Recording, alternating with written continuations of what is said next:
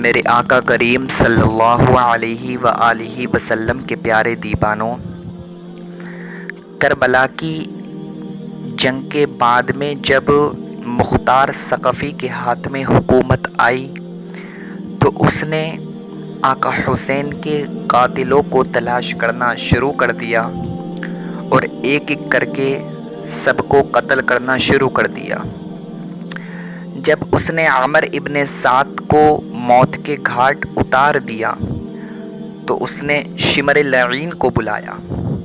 شمر لعین کو پکڑا اور شمر سے کہا،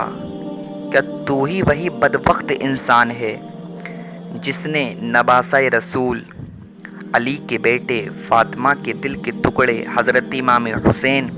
رضی اللہ تعالی عنہ کے سینے پر خنجر چلایا تھا؟ شمر بدبخت کہنے لگا،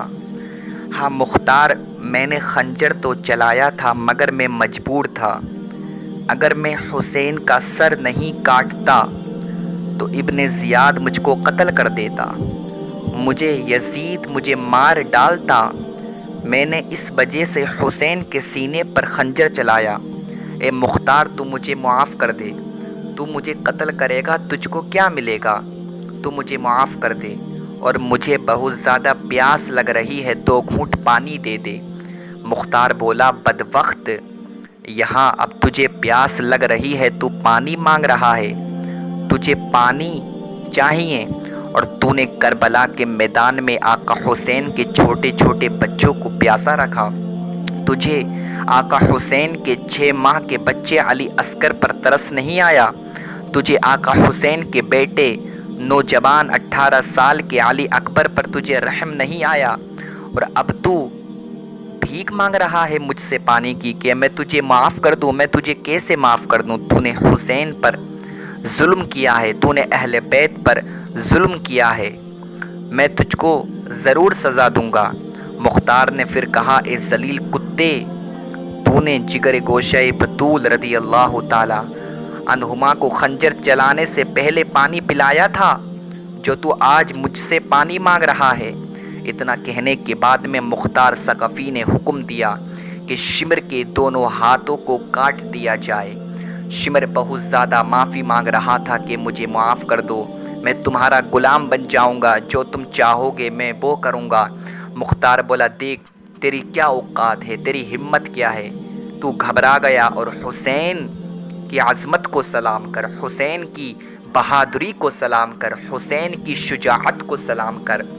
حسین نے اپنے 18 سال کے علی اکبر کو قربان کر دیا، حسین نے اپنے 6 ماہ کے عسکر کی قربانی پیش کی، مگر حسین نے تم لوگوں کو اپنا ہاتھ نہیں دیا، حسین نے شرابی کے ہاتھ میں ہاتھ نہیں دیا، حسین نے ایک زانی کے ہاتھ میں ہاتھ نہ دیا، اپنا سر تو دے دیا مگر ایک زانی کے ہاتھ میں ہاتھ نہیں دیا۔ اور تو دیکھ تیری کیا اوقات ہے، تجھے موت سے اتنا ڈر لگتا ہے کہ تو مجھ سے بھیک مانگ رہا ہے کہ میں تجھ کو چھوڑ دوں۔ مختار نے حکم دیا کہ شمر کے دونوں ہاتھوں کو کاٹ دیا جائے۔ مختار ثقفی کا سپاہی آیا، اس سپاہی نے شمر لعین کے اس بدبخت انسان کے دونوں ہاتھوں کو کاٹ دیا، اس کے بعد میں اس کی گردن کو بھی کاٹ دیا۔ شمر لعین بدبخت، یہ وہ بدبخت تھا جس کی وجہ سے کربلا کے اندر لڑائی ہوئی تھی، کیونکہ جب آقا حسین رضی اللہ تعالی عنہ نے یہ ارشاد فرمایا تھا کہ مجھے تم یزید کے پاس لے کر جاؤ، میں اس سے جا کر بات کروں گا، میں اس سے صلح کی بات کروں گا، تو یہ رائے ابن زیاد کو بھی پسند آ گئی تھی، عمر ابن سعد کو بھی یہ رائے پسند آ گئی تھی، مگر یہ شمر لعین، یہ بدبخت وہ انسان تھا جس نے کہا تھا کہ حسین جھوٹا ہے۔ معاذ اللہ رب العالمین، اس نے کہا تھا حسین کہہ رہا ہے کہ میں صلح کروں گا، لیکن اگر حسین کربلا سے واپس مکہ چلا گیا تو حسین ایک بہت بڑی فوج کو لے کر آئے گا اور وہ ہم کو قتل کر دے گا۔ تو اس شمر لعین کی وجہ سے ہی کربلا کے اندر جنگ ہوئی تھی، یہ وہ بدبخت انسان ہے، اس لیے مختار ثقفی نے اس کے دونوں ہاتھوں کو کاٹ دیا اور اس کو موت کے گھاٹ اتار دیا اور اس کو جہنم کی طرف رواں دبا کر دیا۔ تو میرے آقا کریم صلی اللہ علیہ وآلہ وسلم کے پیارے دیوانوں، جن لوگوں نے کربلا کے اندر آقا حسین پر، اہل بیت پر ظلم کیا تھا، ان سب کو سزا دی گئی، کیونکہ جب انہوں نے اہل بیت سے دشمنی کی تھی اسی وقت وہ ذلیل ہو چکے تھے، اور انہیں جتنی بھی ان کی زندگی رہی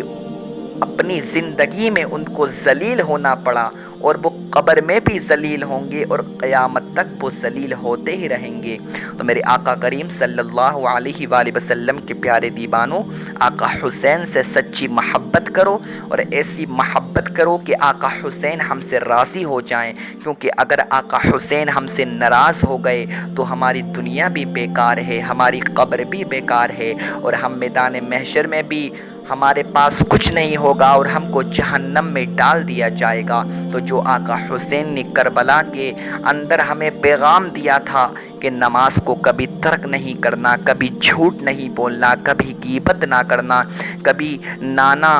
میرے نانا کا دل مت دکھانا، تو وہی تم کو کام کرنا ہے، کیونکہ آقا کریم صلی اللہ علیہ وآلہ وسلم کے پیارے دیوانوں، حسین کو سب کچھ برداشت ہے، مگر آقا حسین کو یہ برداشت نہیں ہے کہ میرے نانا کا دل دکھایا جائے، میرے نانا کو تکلیف پہنچائی جائے، یا آقا حسین کو برداشت نہیں ہے۔ اور کیونکہ تم اگر آج نماز نہیں پڑھتے ہو تو کسی کو تکلیف ہو یا نہ ہو، مگر رسول اعظم کو ضرور تکلیف ہوتی ہے، تو آج ہی سے نماز کی پابندی کرو۔ اللہ تبارک و تعالی ہم سب کو حسین سے سچی پکی محبت کرنے کی توفیق عطا فرمائے۔